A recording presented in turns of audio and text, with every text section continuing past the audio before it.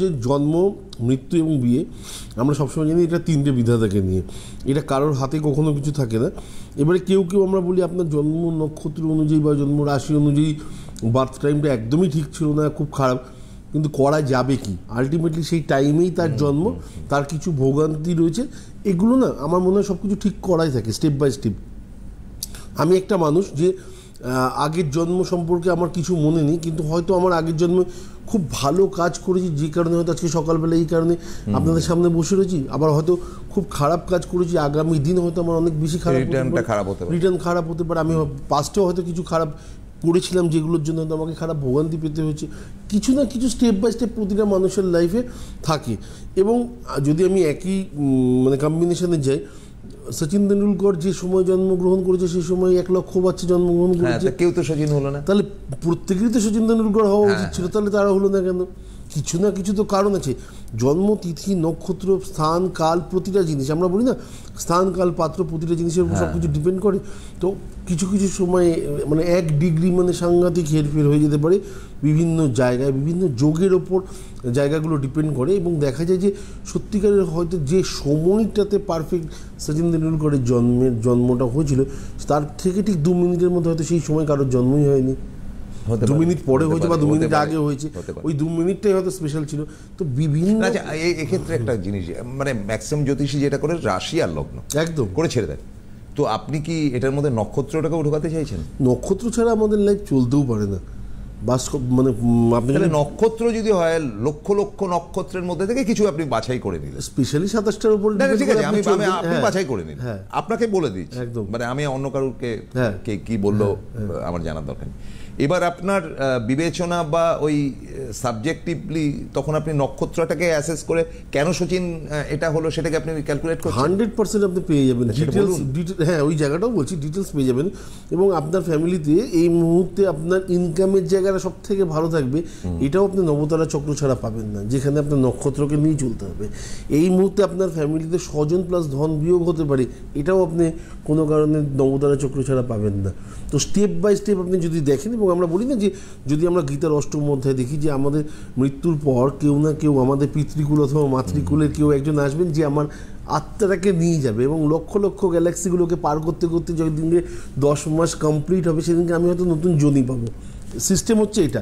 তো সেই জায়গা থেকে যদি আমি শাস্ত্র অনুযায়ী কথাটাই বলছি, যদি কেউ এর ব্যাখ্যা করতে ভুল বলেন তাহলে হয়তো শাস্ত্র অনুযায়ী তাকে ভুল প্রমাণ করতে হবে। দ্বিতীয় কথা হচ্ছে যে সেই 10 মাস 10 দিন পর যখন আমি 10 মাস পর যখন আমি কোনো যোনিতে যাব, তারপরে আমার যখন নতুন জন্ম হবে, এইবারে এই আগের জন্মে আমার যা ইফেক্ট ছিল, যেগুলো কতটা ভালো ছিল কতটা খারাপ ছিল, তার উপর টোটালটাই ডিপেন্ড করে। আমার মনে হয় প্রসন্ন এই ক্ষেত্রে একটা গল্প খুব প্রযোজ্য, যেটা হচ্ছে যে আমরা ভাবি যে ইহ জন্ম নিয়ে আমরা পারছি না, তো আমরা আগের জন্ম নিয়ে পূর্বজন্ম নিয়ে কী করে এত কথা বলে থাকি। স্পেশালি হচ্ছে যে আমরা শ্রীকৃষ্ণকে সকাল থেকে রাত অবধি একবার হলেও প্রতিটা মানুষ মনে করি, ডাকি বা না ডাকি পরের কথা, কিন্তু মনে করি, অথবা রাস্তায় গাড়ির পেছনে হরে কৃষ্ণ লেখা থাকে, তো দেখতে চোখে পাই। তো এই কৃষ্ণের যখন জন্ম হয়, যখন 14 বছর কমপ্লিট হয়ে যাওয়ার পরে যখন কংসকে বধ করার পরে মা এবং বাবা দুজনেই অঝরে কাঁদতে আরম্ভ করলো, তুমি তো দেবতা ছিলে, তুমি ভগবান ছিলে, তাহলে এই 14টা বছর কেন আমাদের এই কারাগারে থাকতে হলো? এই কারাগারে না, গুড কোয়েশ্চেন। হ্যাঁ, তো তুমি পুতনাকে মেরেছো, তুমি কালনাকে দমন করেছো, কালনাকে দমন করেছো, তো প্রতিটা জায়গায় স্টেপ বাই স্টেপ তোমার জয় হতে হতে এসছে, তো তুমি তো মামাকে আরও আগে বধ করতে পারতে, আমাদের এখান থেকে আরও আগে রিলিজ করতে পারতে। তো কৃষ্ণ বললো, মা তুমি আগের জন্মের কথা ভুলে গেছো, আগের জন্মে তুমি কই ছিলে, বাবা দশরথ ছিল নাকি। তো এই কারণে তুমি রামচন্দ্রকে বিনা কারণে, রামচন্দ্র সীতা দেবীকে বিনা কারণে 14 বছরের বনবাস দিয়েছিলে, এই 14টা রিটার্ন, ওই পাপটা তুমি খণ্ডন করনি, ওইটাই এই জন্মে। আর বাবার পাপ হয়েছিল, বাবা তার প্রতিবাদ করেনি, তাই। এবং শ্রীকৃষ্ণের বাণী অনুযায়ী দেখবেন, আপনার যদি কোনো কারণে শত্রু না থাকে তাতেও কিন্তু আপনার পাপ আছে, কারণ আপনি বহু সমস্যা, বহু প্রবলেম রাস্তায় দেখেছেন যেগুলোর প্রতিবাদ আপনি করেননি, যেটা আপনার করা উচিত ছিল। তো যদি আপনি প্রতিবাদ না করেন সেক্ষেত্রেও আপনি পাপী, প্রতিবাদ আপনাকে করা। তো পার্ট বাই পার্ট জন্ম এবং মৃত্যু দুটো পার্ট। লাস্ট যেটা হচ্ছে সেটা হচ্ছে বিবাহ, বৈবাহিক জায়গাটাকে নিয়ে যদি স্পেশালি আলোচনা করতে হয়, আমার মনে হয় আমাদের লাইফে স্পেশালি একটা গ্রহ আছে যেটা নিয়ে কম বেশি প্রতিটা মানুষ ভীষণভাবে ভয় পান, যার নাম হচ্ছে রাহু। রাহুর কম্বিনেশন 98% ক্ষেত্রে যতক্ষণ না আসবে ততক্ষণ কিন্তু বৈবাহিক জীবনে কোনো মানুষের পা রাখাটা সম্ভব হয় না। সেকেন্ড যদি বলি, আমি বলি খুব জোরালোভাবে, সেটা হচ্ছে আরেকটা হচ্ছে বুধ। আপনি দেখুন পৃথিবীতে যত মানুষের মানে বিয়ে হয়েছে ম্যাক্সিমামটা সেই সময় হয়তো রাহুর অন্তর্দশা থাক, প্রত্যন্তর্দশা থাক, সূক্ষ্ম দশা থাক, সেই টাইমে তাকে বিয়ে হতে হয়েছে, অথবা বুধের থাকতে হবে। সূক্ষ্মদশা, প্রাণদশা যাই থাকুক না কেন, এই দুটো গ্রহের যদি কম্বিনেশন না এসে থাকে তাহলে কোনো কারণে তার লাইফে বিয়ে হতে পারে না।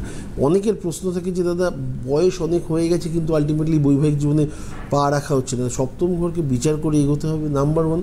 নাম্বার 2 হচ্ছে যদি কোনো কারণে লগ্নে বা সপ্তমে, চতুর্থে, দ্বাদশে, অষ্টমে মঙ্গলের অবস্থান হয়, জানবেন যে অনেকটা দেরি হলেও হয়তো বৈবাহিক জায়গায় পা রাখার মতো চান্স আপনার লাইফে আসবে, কিন্তু সেই জায়গায় মানে আপনাকেও একটু অবশ্যই তার সাথে সাথে এগোতে হবে। কারণ আমরা যতই বলি ভাগ্য, অবশ্যই ভাগ্য ছাড়া কখনো বৈবাহিক জীবনে পা রাখা যেতে পারে না, তা সত্ত্বেও বলি যে বিচার করার ক্ষেত্রে কিছু কিছু জিনিস আপনারা এত প্রোগ্রাম দেখেন, সমস্ত কিছু দেখেন, সেক্ষেত্রে আমার মনে হয় বিচার করে এগোনোটা ভালো। কারণ বিয়ে হচ্ছে না সেটা হয়তো একটা প্রবলেম, কিন্তু বিয়ে হলে তারপরের জীবনটা যদি কোনো কারণে প্রবলেমেটিক হয়ে যায় তাহলে সেটা আরও বেশি প্রবলেম।